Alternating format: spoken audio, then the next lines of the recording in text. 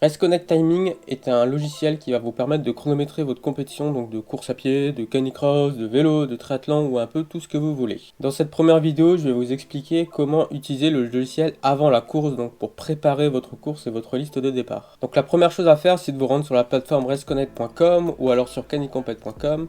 Vous ouvrez votre compétition, donc là je vais prendre première course FFA. Vous allez dans la gestion, télécharger les inscriptions. Ici, vous pouvez soit les télécharger au format Excel, soit au format Race Timing. Donc on va prendre ce dernier. Ensuite, vous lancez le logiciel. Vous ouvrez le fichier que vous venez de télécharger.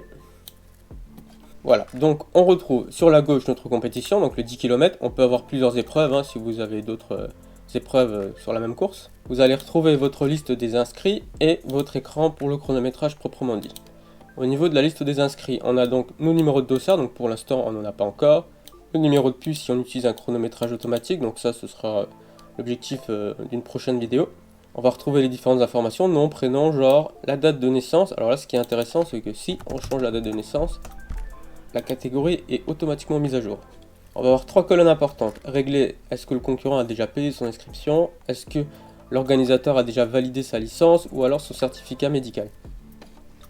Et ensuite on va retrouver différentes informations personnelles du concurrent.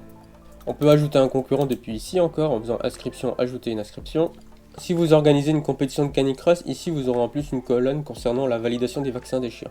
Bien maintenant ce qu'on va faire c'est vraiment paramétrer nos numéros de dossard et nos horaires de départ. Donc pour ça on va dans épreuve, initialiser les départs. On sélectionne notre épreuve, donc ici on n'en a qu'une donc c'est facile. Heure du premier départ on va mettre 10 heures. L'heure de lancement des concurrents, donc on va le faire aléatoire, donc on peut le faire par dossard, par nombre, généralement c'est plutôt aléatoire. Est-ce qu'on veut un seul gros départ groupé? Non.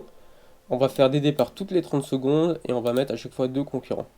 Est-ce qu'on veut séparer les hommes et les femmes? Non. Est-ce qu'on veut réattribuer les numéros de dossard? Donc oui, vu qu'on n'en a pas encore. Le premier numéro de dossard, on va dire que c'est le 50. Est-ce qu'on veut les attribuer dans l'ordre des départs? Alors oui, ça veut dire que le premier départ aura le 50, le deuxième le 51, 52, 53, etc. Tout plus simple à gérer le jour J sur la ligne de départ. On fait OK. Et voilà, on retrouve donc nos trois numéros de dossard. Donc on retrouve nos deux premiers concurrents à 10h et le troisième à 10h et 30 secondes. Bien, maintenant, admettons que cet ordre aléatoire des départs ne nous convienne pas totalement. Par exemple que Karine est une élite et qu'on souhaite qu'elle parte en première vague. Donc là, on peut soit modifier les horaires en double-cliquant dans la case des horaires, soit on peut sélectionner les deux lignes, on fait clic droit, inverser départ résultat, on retrie la liste, et on retrouve ainsi Karine en première vague, et Germaine en deuxième, et notamment donc les dossards, donc Karine a récupéré le dossard 50 et Germaine le 52. Donc on garde le même ordre sur les dossards et sur les départs, donc ce qui est intéressant. Une deuxième chose encore, imaginons que le jour J, on ait pris du retard sur l'organisation et qu'en fait on n'a pas commencé à 10h mais à 10h30.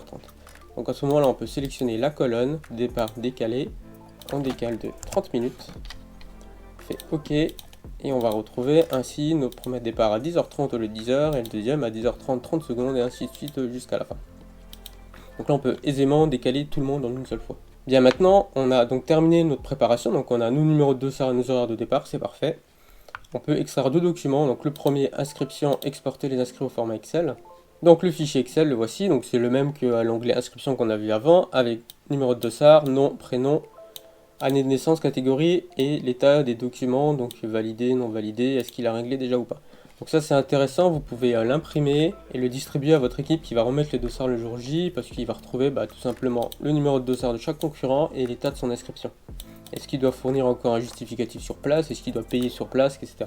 Donc le deuxième document c'est dans épreuve, exporter les départs résultats. Donc nous ce qui nous intéresse ce sont les départs, le 10 km, donc on a toujours qu'une seule épreuve. Trier par heure de départ, donc ici on peut modifier les colonnes, donc nous ce qui nous intéresse c'est l'heure de départ. On va le faire en PDF. Voilà, j'ouvre le document. Donc ce document, le voici, c'est tout simplement la liste des horaires de départ. Donc vous allez retrouver les numéros de dossard, le nom du concurrent et son heure de départ. Donc ce document, vous l'imprimez, vous l'affichez sur le site le jour J. Et vous pouvez également le distribuer donc, sur les réseaux sociaux, par email, etc. à vos concurrents en amont. Donc voilà, là on a donc terminé de préparer notre course. On n'a plus qu'à la chronométrer le jour J et ça, ce sera l'objectif de la prochaine vidéo.